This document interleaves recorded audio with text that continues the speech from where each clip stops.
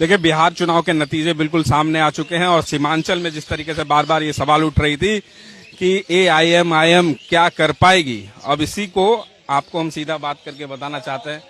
बार बार सवाल उठ रहा था कि असदुद्दीन अवैसी साहब लगातार सीमांचल के दौरे में हैं, आपको लेकर बातचीत चल रही थी और अभी कुछ दिन पहले पप्पू यादव ने कहा था कि अमौर से अगर कुछ उन्होंने अपनी जो बात कही, पूरा जुमला बोलिए, पूरा जुमला बोलिए, पूरा जुमला बोलिए।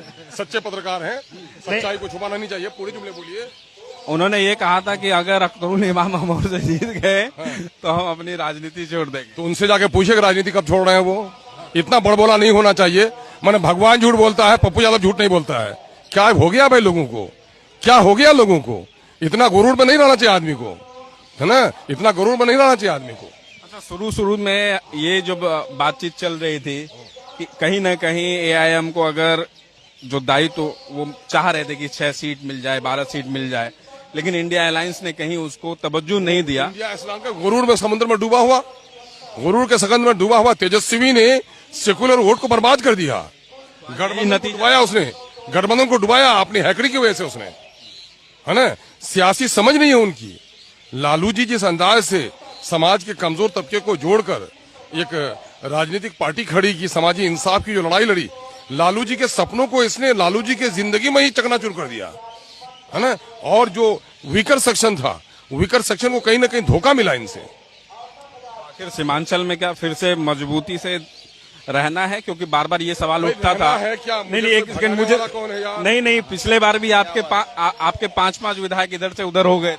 अच्छा, इधर से उधर हो गए तो उन बेचारों को नहीं देखा जनता ने क्या सबक पढ़ाया? अब ऐसी सबक पढ़ा दी है कि अब कोई नहीं भागेगा यार। जनता बलवान है, तो पक्का नहीं भागेगा।